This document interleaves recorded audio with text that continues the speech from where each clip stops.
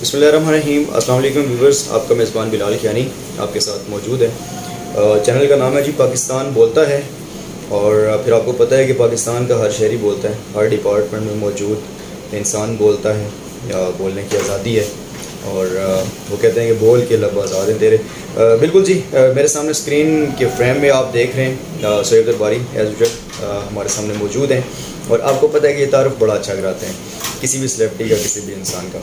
तो ये थोड़ा सा तारुफ कराएंगे। हम मौजूद हैं जी इस वक्त। मैं पहले आपको बता दूं कि हम लोग अर्रहमान डेंटल क्लिनिक कलर सेदा में मौजूद हैं और ये बेंगल फ्लोर के बिल्कुल साथ बेसमेंट में मौजूद है।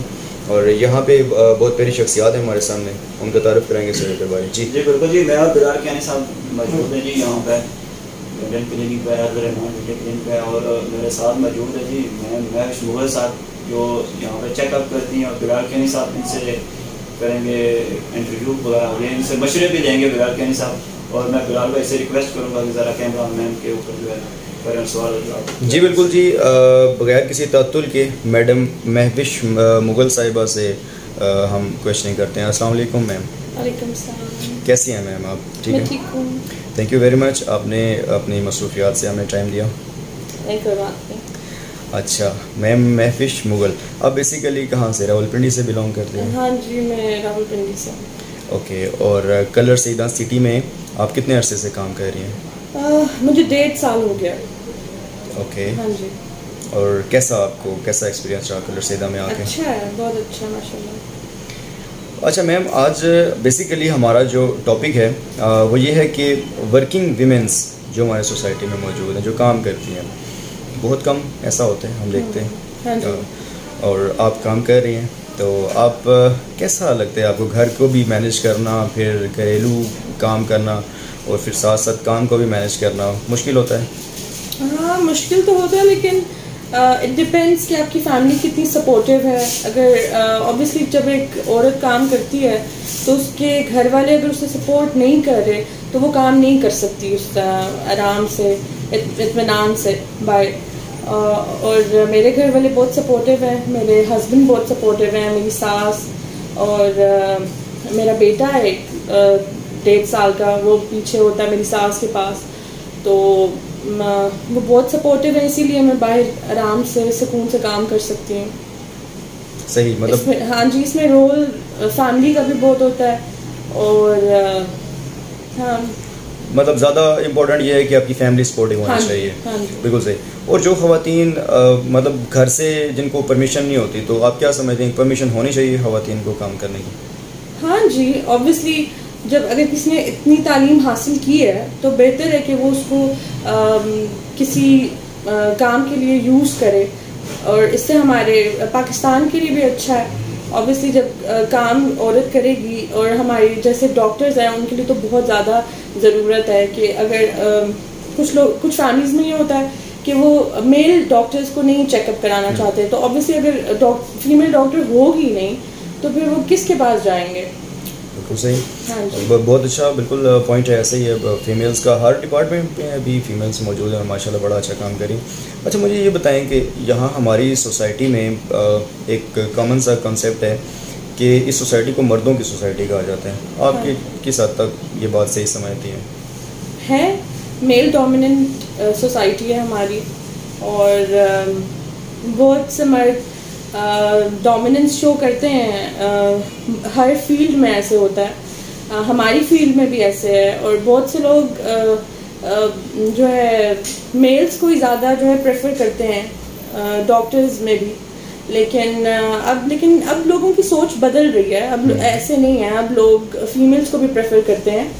और ऐसे नहीं होना चाहिए, लेकिन एक्चुअली शुरू से ही ऐसे चलता आ रहा है पाकिस्तान में कि एक मेल डोमिनेंट सोसाइटी है हमारी, तो वो फिर हर डिपार्टमेंट में ये मुश्किलात फेस करनी पड़ती हैं इंसान को। टाइम लगेगा। हाँ जी, लेकिन अब चेंजिंग आ रही है। बिल्कुल सही।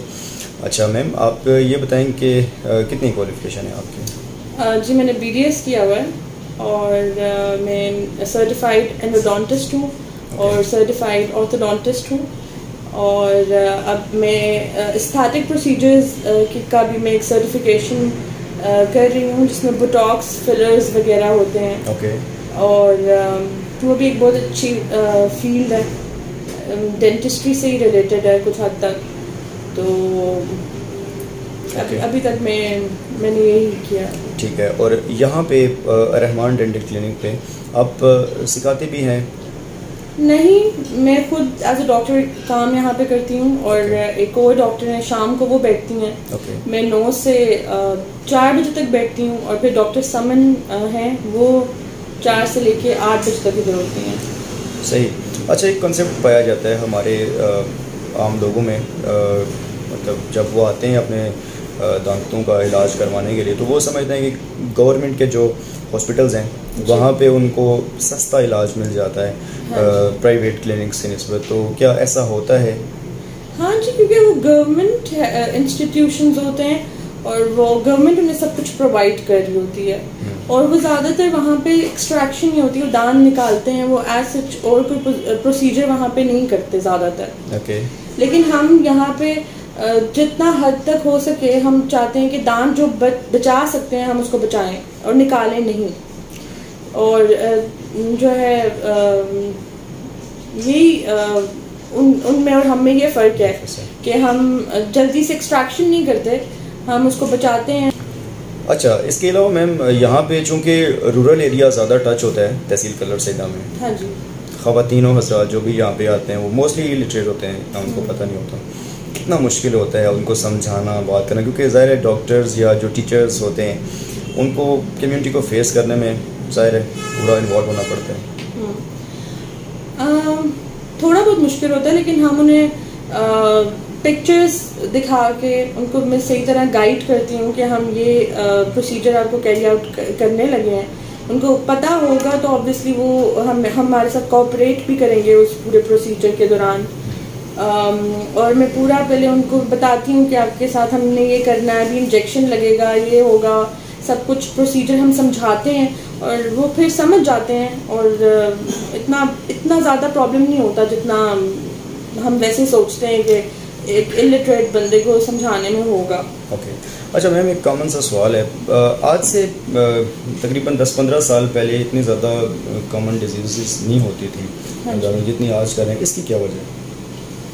अच्छा, जैसे मेरी फील्ड है उसके अकॉर्डिंग मैं बता सकती हूँ कि हमारी डाइट, पहले जो लोग थे वो बहुत उनकी अच्छी डाइट थी। अब हम बर्गर्स पिज़्ज़ाज वाले बच्चे हमारे आ रहे हैं अब आगे, तो वो जो है उसमें ये होता है कि बच्चे रात को ब्रश वगैरह नहीं करते, ऐसे ही सो जाते हैं और ना माएँ इतना ध्यान देती हैं, मैंने जहाँ तक अभी तक एज्यूम किया है। तो वो सिर्फ सुबह ब्रश करा देती हैं और रात को इट्स ओके कि वो सो जाएं, उनको नहीं होता कि ठीक है। लेकिन रात को ब्रश करना इज़ वेरी इम्पोर्टेंट, और क्योंकि जो सारा खाना होता है वो पूरी रात आपके दांतों में रहता है और फिर वो पूरी रात वहाँ पे जो है ना बैक्टीरिया जमा होता रहता है और फिर वहाँ पे कैविटीज़ बन जाती हैं। तो फिर तभी आजकल ज़्यादातर बच्चों के दांत ख़राब भी हैं, उनको बहुत से मसले जो है ना हो रहे होते हैं, दांत जल्दी गिर जाते हैं, कीड़े लग जाते हैं। तो बस ये मसला है कि हमें अपने थोड़ा सा जो है ना हैबिट्स को चेंज करना चाहिए। अगर रेगुलर ब्रश करे बंदा, मतलब पाबंदी के साथ, तो इन चीज़ों से बचा जा सकता है। हाँ जी, 2 दफ़ा ब्रश करना ज़रूरी होता है, सुबह नाश्ते के बाद और रात को सोने से पहले। सही, ये ज़रूरी होता है, ये ज़रूरी है, चाहे कोई ऐसी चीज़ खाई हो या ना हो जिससे। हाँ जी, और हर खाने के बाद अगर बंदा ब्रश नहीं कर सकता तो एटलीस्ट कुल्ली कर ले, कि जो अगर खाना जो फंसा हुआ है वो कुछ हद तक निकल जाता है, लेकिन रात को ब्रश करना इज़ वेरी इंपॉर्टेंट। ओके, ठीक हो गया। अच्छा, यहाँ पे जब कोई पेशेंट आता है रहमान क्लिनिक में तो चेकअप फ़ी वगैरह कितनी आप लोग लेते हैं? हमने इतनी ज़्यादा नहीं रखी हुई, हमने सिर्फ 300 रखा हुआ है। ओके। और फिर जो प्रोसीजर के चार्जेस होते हैं वो फिर जो उसमें वो कब करते हैं। ठीक हो गया, बहुत शुक्रिया मैम। अच्छा, लास्ट क्वेश्चन आपसे करूँगा, यहाँ पे जो ऑनर हैं उनका क्या नाम है? हाँ जी, उनका नाम है तारिक साहब, और उनका ये क्लिनिक है और मैं एज ए डॉक्टर यहाँ पे काम करती हूँ। ओके।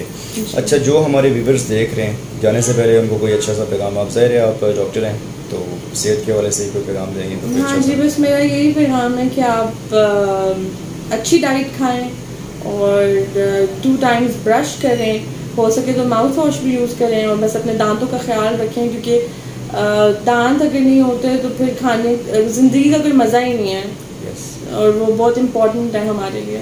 अच्छा, एक सवाल और मेरे माइंड में आ गया। अमूमन लोग ना झिझकते रहते हैं, मतलब अपने केयर भी करते हैं, लेकिन अमूमन वो हॉस्पिटल्स में या क्लिनिक्स में आने से पहले काफ़ी सोचते रहते हैं। तो आप क्या समझती हैं कि अगर किसी को पता चले अपने दांतों को कोई प्रॉब्लम है तो उसको फ़ौरन आना चाहिए, या अगर केयरलेस हो जाए तो वो ज़्यादा वो प्रॉब्लम बढ़ भी सकती है? हाँ जी, अगर देखें, अगर शुरू में ही डेंटिस्ट के पास आप आ जाएं तो इतना प्रॉब्लम नहीं बढ़ता। कुछ लोग उसको इग्नोर करते रहते हैं, तो फिर वो एट द एंड आपको अपने दांत से हाथ धोने पड़ते हैं। अगर शुरू में अगर आपको लग रहा है कि अगर कोई कैविटी बन रही है या काला सा निशान आपके दांतों पे आपको नज़र आ रहा है, तो आप डेंटिस्ट के पास जाएं। वो आपको जो भी बेहतर मशवरा होगा और जो ट्रीटमेंट होगा वो आपके लिए करेगा, और वहीं पर वो मसला हल हो जाएगा और आपका दांत बच जाएगा। ओके, बहुत शुक्रिया मैम, थैंक यू, अल्लाह हाफ़िज़। जी व्यूअर्स, हमारे साथ मौजूद थी डॉक्टर महविश मुगल साहिबा, और जैसा कि इन्होंने आपको बताया कि कोई भी बीमारी होती है उसको अगर आप शुरू में ही अपने जो डॉक्टर के पास आप जाएंगे, उनको चेकअप करवाएंगे तो वो ख़त्म हो सकती है, लेकिन जब वक्त गुज़रता है जो तो फिर वो बढ़ती जाती है। तो इस वजह से कोशिश किया करें, एक तो अपनी बहुत ज़्यादा केयर किया करें, और दूसरा ये कि अगर कोई प्रॉब्लम हो जाए तो स्टार्ट में अगर आप करते हैं अपने फिजिशियन के साथ रुजू करते हैं तो आपकी जो बीमारी है वो जड़ से ख़त्म हो जाती है। तो आप सबका बहुत शुक्रिया। आपने यकीनन मनाज़र देखे होंगे। जनाब क्लिनिक जो रहमान क्लिनिक है, आपकी आसानी के लिए बता दूं कि जो जहाँ पे मंडी लगती है हर सोमवार को, उनके ऑपोजिट यहाँ पे बैंक अल-फलाह है, सुनहरी बैंक है, उसके बेसमेंट में रहमान क्लिनिक है। यहाँ पे आप आ सकते हैं, बहुत अच्छा इलाज होता है यहाँ पे, और काफ़ी हमारे बैठे भी कुछ पेशेंट आए यहाँ पे जो बहुत इत्मीनान के साथ यहाँ से वापस गए। तो मैं आपको हाईली रिकमेंड करूँगा कि आप यहाँ पे ज़रूर आएँ। और क्लिनिक के अंदर के और बाहर के मनाजिर भी आपने इंटरव्यू के मीट में देखे होंगे। आप सबका बहुत शुक्रिया। बिलाल खानी को दीजिए इजाज़त। अल्लाह हाफ़िज़ एंड खुदा पामान।